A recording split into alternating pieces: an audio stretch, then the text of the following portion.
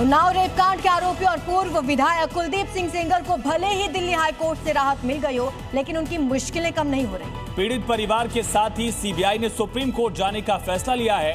यहां सेंगर की सजा को सस्पेंड करने के फैसले को अब चुनौती दी जाएगी।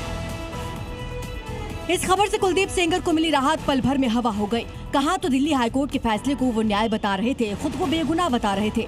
एक तरफ सेंगर के समर्थक उनकी जमानत पर जश्न मना रहे थे, तो दूसरी तरफ इस फैसले के खिलाफ पीड़ित परिवार धरने पर बैठ गया। सेंगर को बेल मिलने पर भी कांग्रेस ने नाखुशी जताई और इसे बीजेपी का चरित्र बताया। अधिकांश चैनलों ने कुलदीप सेंगर को बेल मिलने पर शोज नहीं किए। जिन कुछ लोगों ने शो किए उसमें बीजेपी ने पार्टिसिपेट नहीं किया। बीजेपी ने अपने स्पोक्सपर्सन, अपने प्रवक्ता नहीं भेजे।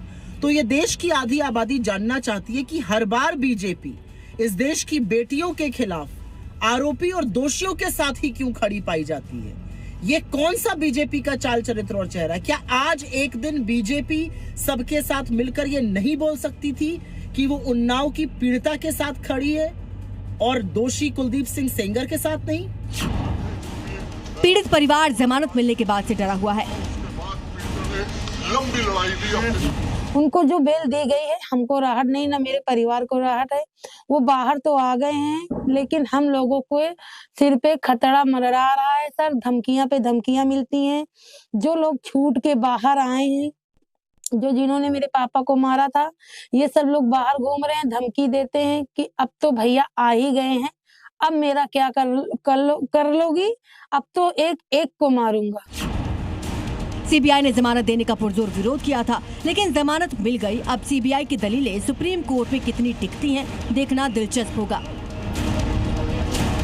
बांग्लादेश में हिंदुओं पर हो रहे हमलों के बीच थाईलैंड में हिंदू देवता की मूर्ति गिराए जाने के बाद से अब नया बवाल शुरू हो गया है। दरअसल यहाँ कंबोडिया और थाईलैंड की सीमा पर मौजूद हिंदू देवता की मूर्ति गिराए जाने को लेकर भारत ने कड़ा एतराज जाहिर किया है। विदेश मंत्रालय ने मूर्ति गिराए जाने की घटना पर एक स्टेटमेंट जारी किया। भारत ने थाई सरकार को लिखा, ये मूर्ति हाल ही में बनाई गई थी और थाईलैंड कंबोडिया सीमा विवाद वाले इलाके में थी। हिंदू और बौद्ध देवी देवता पूरे क्षेत्र में लोगों के लिए बहुत श्रद्धा और आस्था के प्रतीक है। ये देवी देवता हमारी साझा सभ्यता और संस्कृति का हिस्सा है। जमीन या सीमा विवाद के नाम पर किसी धार्मिक प्रतीक का अपमान गलत है। ऐसे काम से दुनिया भर के श्रद्धालुओं की भावनाएं आहत होती हैं। बीते दिनों थाईलैंड और कंबोडिया के बीच चल रहे सीमा विवाद के बीच हिंदू देवता की मूर्ति तोड़े जाने की घटना ने पूरी दुनिया को चौंका दिया था। एक तरफ बांग्लादेश से खौफनाक तस्वीरें आ रही थी, तो दूसरी तरफ थाईलैंड से तस्वीर आ रही थी। सोशल मीडिया पर वीडियो वायरल होने के बाद इसकी जमकर आलोचना हुई। अब भारत ने इस पर कड़ा रुख अख्तियार किया है।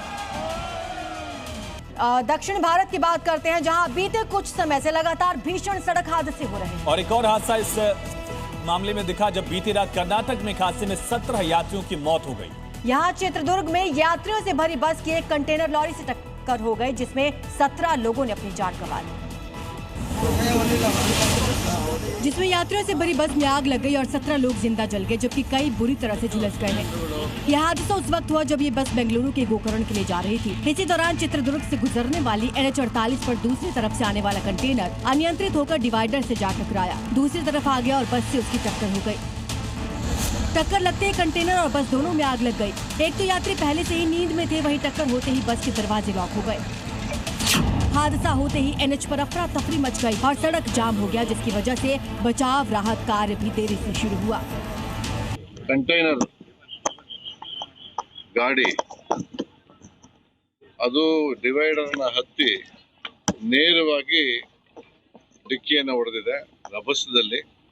ಬಹುಶಃ ನಮ್ಮ ಇದುವರೆಗಿನ ತನಿಖೆ ಏನು ಹೇಳ್ತಾ ಇದೆ ಅಂತ ಹೇಳಿದ್ರೆ ಅದು ನೇರವಾಗಿ ಡೀಸೆಲ್ ಟ್ಯಾಂಕ್ಗೆ ಹೊಡೆದಿರಬಹುದು. ಡೀಸೆಲ್ ಟ್ಯಾಂಕ್ ಲೀಕ್ ಆಗಿ ನಂತರ ಬೆಂಕಿ ಉಂಟಾಗಿ बताया जा रहा है मरने वालों की संख्या बढ़ सकती है, क्योंकि हादसे में कई लोग गंभीर रूप से झुलस गए हैं।